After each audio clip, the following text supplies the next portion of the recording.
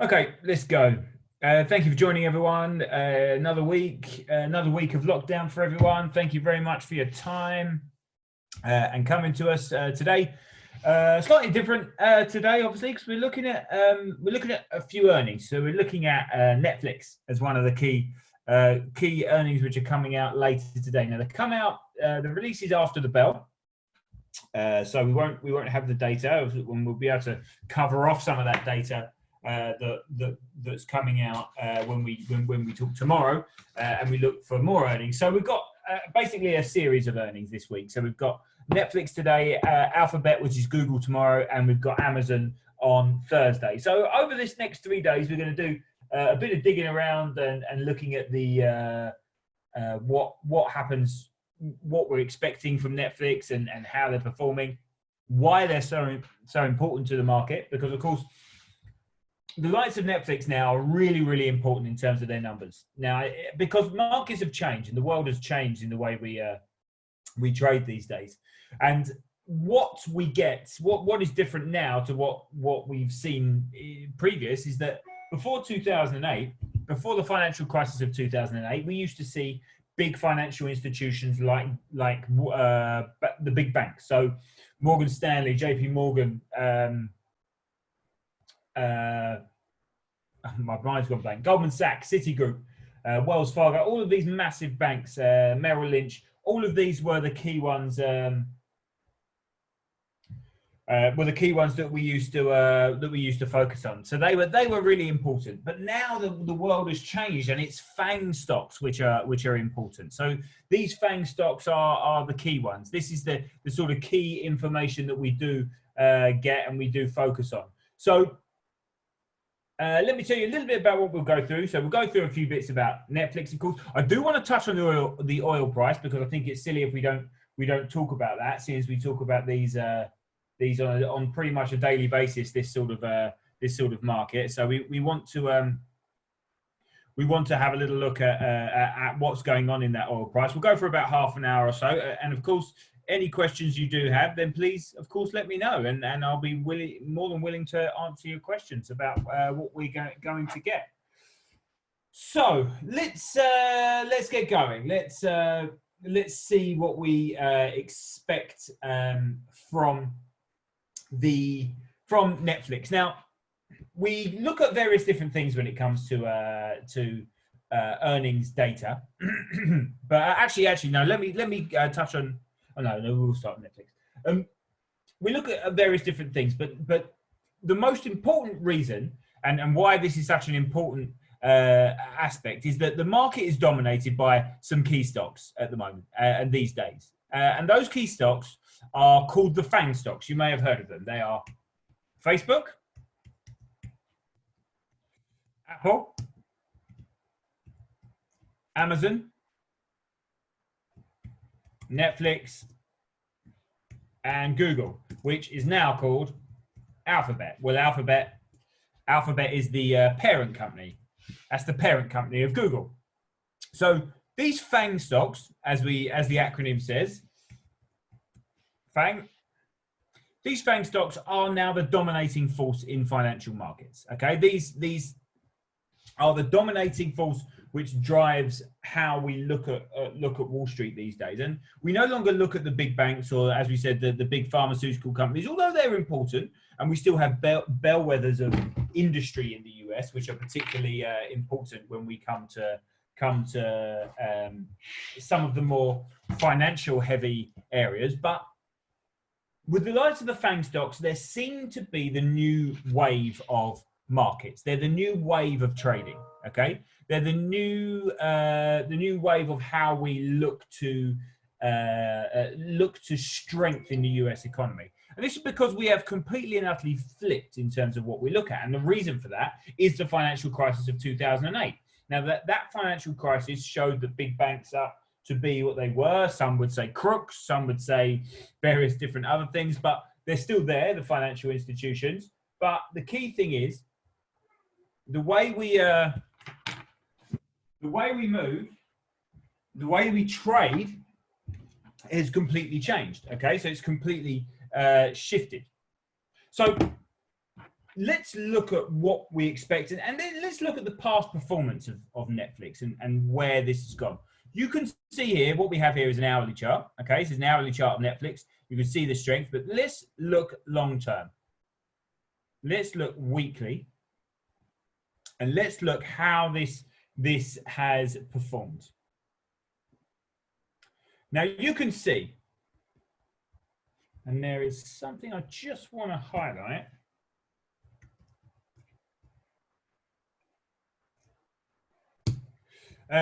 So you can see, of course, there has been a meteoric rise in the price of Netflix. And these FANG stocks have all very much gone the same way. Now, in January 2010, the markets were incredibly strong, okay? And that was when we saw the real get-go, if you like, of what happens in terms of Netflix trading and how Netflix performs as an asset, basically, how it performs as an asset. Now, you can see the strength in it, and now you can see, this is a weekly chart, over the last couple of weeks, we have seen a meteoric rise in how the market is performing, okay? And from the 1st of September 2019, this Netflix price has been rallying incredibly strongly. Now, year to date, Netflix is trading higher by 35%. 35% year to date. Now, that is not necessarily some of its best numbers. In other years, it's been trading well above that and has performed much better than that. It's performed much worse, but it's also performed much better. But one thing that we must realize in this situation is the current backdrop that we find ourselves in. So Netflix has been rallying incredibly strongly, is up 35% year to date, but the S&P 500 is down 12.75% year to date. So the outperformance by Netflix of the overall market is enormous, absolutely enormous. Okay, so that's an enormous move that we've had. Now, if you'd have invested in Netflix 10 years ago, at the turn of the decade in 2010, in January 2010, Netflix share price was $15. Today, the share price is $437. And in December 2019, back in December, it was $304.53, which would have given you a performance. If you'd have bought Netflix in January 2010, it would have given you a performance of 4,874% growth. Not a bad return for the FANG stocks. Now, this all for a company that for a long time doesn't actually make a lot of money.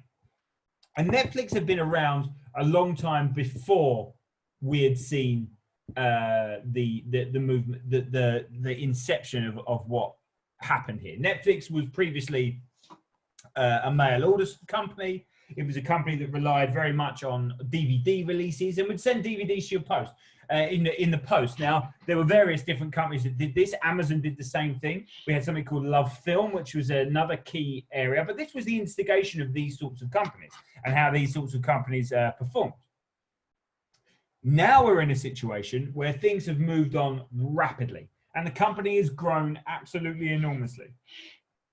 Now, what has been key and what will be key in terms of their performance is subscriber numbers. Subscriber numbers are the key, the biggest mover. Okay, that's what drives markets. Now there'll be two things that drive markets in today's releases. Number one will be the EPS. Now, those of you who don't look too much at earnings in the past, EPS stands for earnings per share. Stands for earnings per share. So we'll talk about EPS. Now, EPS is expected. I'm just going to get these numbers here.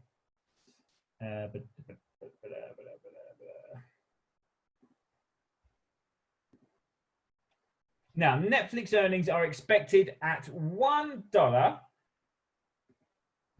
If this page loads for me. $1.64. So EPS, and when we talk about Wall Street earnings, we talk about against the street. So the street and that means Wall Street, that means Wall Street analysts, the street expects $1.64. Oh, $1.64 EPS. And that stands for earnings per share. Earnings per share. That's what that stands for. So that's what the street expects, $1.64 per share. Now, this is the headline figure that we're going to be looking at. Is this headline is 164. Now, Q4 2019, and remember these shares that are reported on a quarterly basis. And Q4 2019 saw the EPS come in at $1.03. No, $1.30, sorry. $1.30. And that was beat expectations. That beat expectations aggressively. And one key amazing stat for Netflix is that in the past 2 years, Netflix has beaten its EPS estimates 75% of the time. It's also beating its revenue estimates 75% of the time. So again, today, we expect a beat of its expectation. So the consensus is $1.64 EPS, which is a gain of 115.8% year on year. And the consensus for revenue is $5.75 billion. 5.75 billion. That's what we expect in terms of their overall revenue. And over the last 3 months, the earnings per share estimates have seen 23 analysts and analysts at key areas of Wall Street revising 23 upward revisions and 0 downward revisions. And the revenue estimates have seen 14 upward revisions and 11 downward. So if there's an area where there could be some weakness, it's in the revenue, again, which is expected to come in at $5.75 billion for the quarter. Now, what is key, what is going to be key is subscriber numbers. There is no doubt that the key thing that has been driving Netflix is in the last few months is going to be the lockdown. There is undoubtedly Netflix is going to benefit from that because, of course, people are forced to stay at home. There are going to be more people watching Netflix, but that doesn't necessarily affect their profits. What does affect their profits is subscriber numbers. Now, of course, Netflix is a subscription service. You pay $12 a month or whatever it is, and you look for that. Now, there are two things. There are funny individual things that can really drive Netflix. Okay. One of them is a situation like the coronavirus outbreak, which leads us to look at the fact that people are staying at home, which points to the fact that more people who haven't got Netflix already will be signing up for Netflix. That is one area. That's going to push things. But what is key, and it may sound slightly trivial, but what is key for Netflix is content. Content is key. Now, where the majority of their spend comes from is creating their own content. Now, previously, companies like Netflix used to buy. They used to buy hundreds of thousands of millions of dollars worth of content from film studios. So they would buy films. Say they would buy, trying to think of a film off the top of my head. They would buy, let's think of a Hollywood blockbuster. I don't know, The Avengers. They would buy The Avengers off of Marvel or whoever it may be, and they would pay the film studio to have that on Netflix, and that would be on there for a short period of time. Now, the best thing that they did was shift to making their own content, and now their own content is key.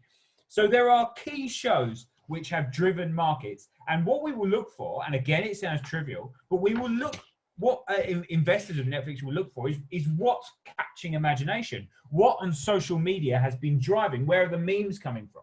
And one thing which is expected to boost Again, this is sounds trivial, but it's a key thing. One thing that is expected to boost Q1 earnings for Netflix, apart from the lockdown, is Joe Exotic.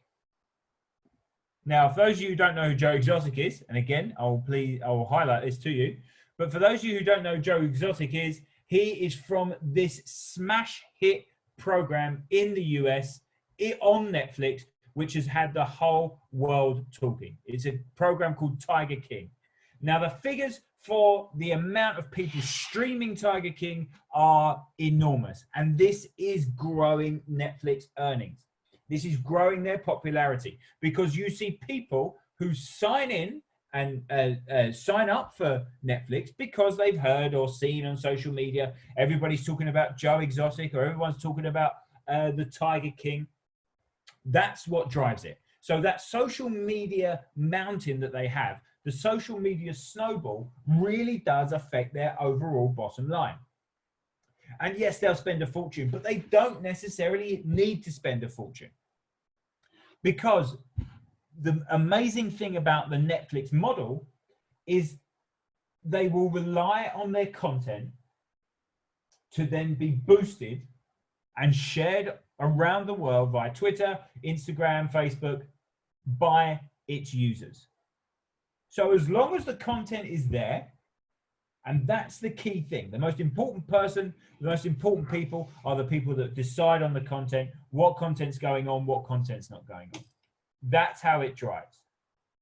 So you have, and this has happened not just once, there's been a number of times when this has happened, and I can name but a few, and this is not just because I watched them, some of these I haven't watched, but Tiger King is one, which is massive. We had Stranger Things, which drove earnings for Netflix in a massive way. The one that instigated everything for Netflix was called Breaking Bad. Now, this wasn't a Netflix original.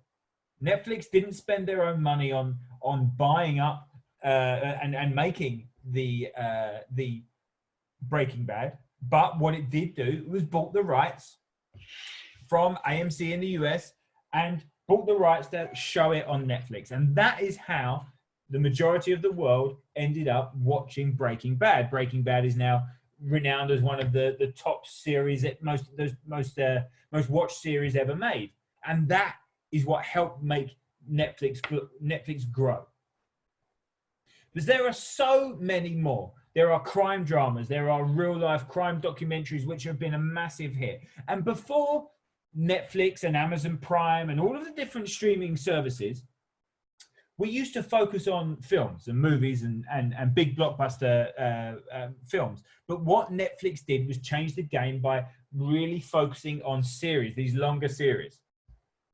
That way, they can film the same amount as obviously they need to film more than what they would in a film, but they can string it out and get more series out of it and really make it a cash cow. And the same thing has happened with Stranger Things, Orange is the New Black, and all of these different things. Now, what has been more popular recently, of course, is these documentary style things. Now, a lot of Americans are unhappy, and I'm just going to read you a quote here from a bit of analysis that I read previously. It says, undoubtedly, Netflix has benefited from a stay-at-home shelter-in-place directive, as well as America's obsession with Joe Exotic and the Tiger King documentary. What this analyst goes on to say, though, is I got about halfway through the Tiger King and couldn't watch any more. Not because I'm a prude, but because, as one of my favorite Chicago Tribune columnists noted, the show represents the worst of America. And it's that car crash television sort of premise which drives these sort of companies to push this sort of content. And it works. So the likes, you've seen the memes of Joe Exotic and Carol Baskin and everything like this that goes around the Tiger King program. And it does, of course, sound trivial, but this is what drives the markets. Now, let's look at the revisions. Let me try and find Q1. Here we go. Okay, I'm just going to share this screen with you just to show you some revisions. Hang on one sec.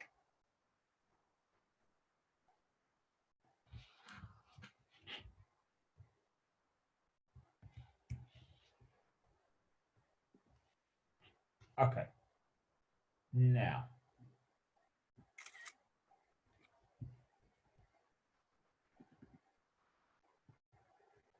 I just want to, I want to slow down again here. Hang on a second.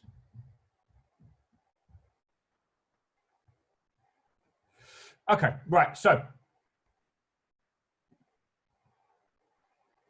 let's resume that share. Let's have a new share.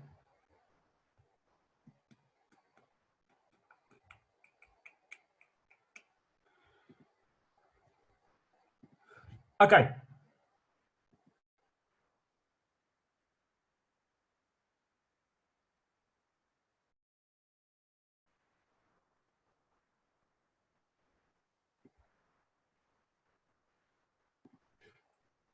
Okay. Okay, we're back. Sorry about that. Apologies about that. Okay, let's I think we're back on this. I don't know what you're seeing at the moment. Hopefully you're seeing the MT4. I can't show you. I won't try and show you that again because that made my computer go a bit crazy. But the earnings estimate, it shows you how the earnings estimates also are expected to grow in the next few months or so. I'll just read them out. So we've got $1.65 expected for the first quarter. That then jumps to 185 and then potentially even $6 a share. $6 a share for the whole year, which would be an absolutely massive jump. Now, if we look elsewhere as we go through 2021, we go to $2.19, $2.62. So again, massive expectations, but these are being revised out. So these are being revised out. We have to make sure that we look at that and see how these are being revised out. And that does happen quite a lot of the time. Let's look at the chart performance. So the chart performance that we have here, this is the weekly chart that we're on. You can obviously see the big moves which are happening. This is the key moves that we've had to the upside. There's not much in the way of analysis we can do in terms of the Netflix chart because it is very, very strong. And it has been sit for the whole of this year and has been for as far as we can probably go back. You can see into the 18th of April. Now we did fall start of this year. Of course, we did see the fall, but this is the movement that we're seeing. This was a sell-off that we saw in February through the coronavirus outbreak and everything that moved there. But the market has recovered and it is very, very strong. We do, and this is all because we expect Netflix to be one of very, very few companies who will continue to perform well. It will continue to perform well as we go through. And we can expect to see through 2020, 2021, and 2022, the EPS estimates for Netflix to continue to get stronger. And there is no sign that this is necessarily going to fall. However, what could affect the share price is its cash flow. Now, before the company has warned on cash flow, because what they do is they spend a lot of money going out into various different areas of the economy, and pushing their marketing. And their marketing then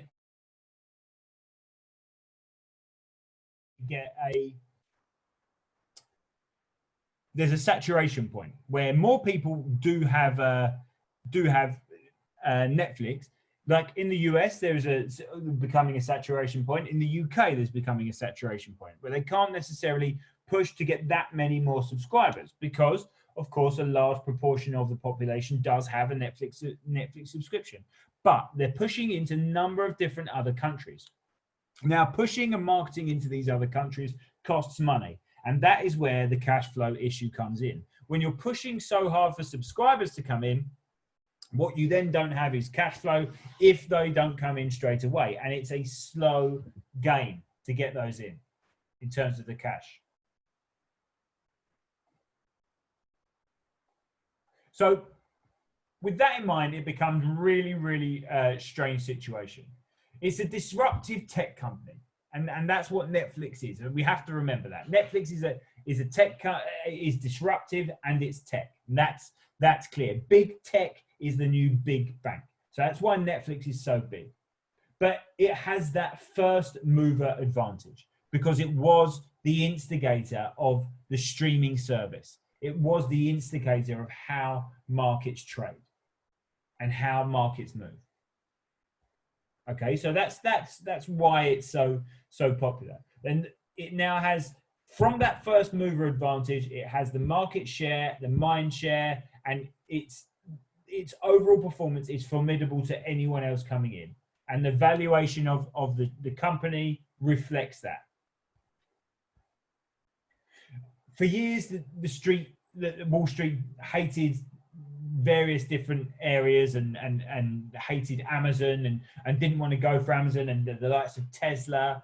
And it didn't like the valuations of these companies because they rated them as such enormous institutions. They rated them, we know that Apple became the first $1 trillion company, for example, and that's within the FANG stock. So these companies becoming so massive were a problem for old school Wall Street. Okay, but what Netflix does have against it at the moment is the fact that Disney is coming out as its biggest threat.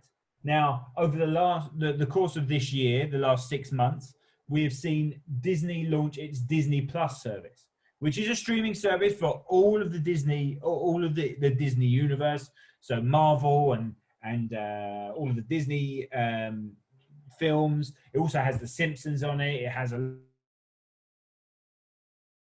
streaming service is gone. And what we tend to get now is a change in that.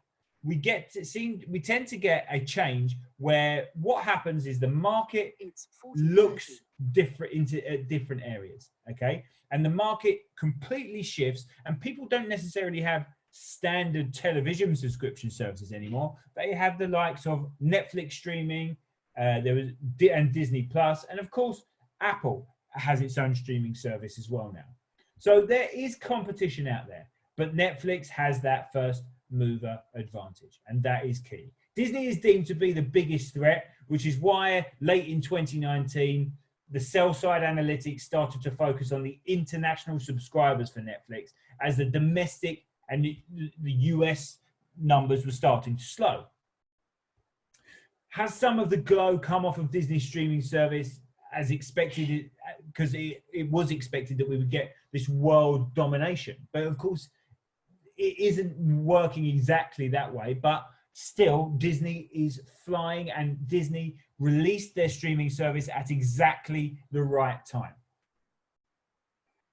So Netflix is still a very positive mover, okay? It's still a very positive mover in terms of where the market goes, and it's still expected bumper numbers. But when we look at this data later on this evening, after the market close, it's a matter of looking at where the performance can be, where the big upside comes from, but also where the downside comes from. We expect to see another beat of the EPS. So again, we expect that 168 to be beaten, and we expect the revenues to be beaten as well. So we expect both of those to perform particularly well and definitely beat last quarter's numbers. But we must look out for that cash flow data and the subscriber numbers to see if they are growing at the rate they expected them to. If they're not, then that is key. Now, of course, you can trade Netflix through your platform. We offer US stocks through the MT5 platform, and you can see it just in here. NFLX US is the ticker that we have, and you can trade that. Netflix market is literally just opening, and you would be able to trade that as the market opens. And I'm not sure it's entirely open yet, Netflix. Can't see the price ticking just yet. It's going now. Yes, the price is going now. So we can see that Netflix is just opening up. So you can trade on Netflix through your MT5 platform. Positive gains, and in a market which is so under pressure and has been so hit so hard, then positive signs of the likes of Netflix doing well will be seen as very, very positive news indeed for this sort of market. Now, tomorrow we will look at Alphabet, which is Google. We will look at how they perform. And on Thursday, we will look at Amazon. But until then, thank you very much for your time, and I will speak to you again.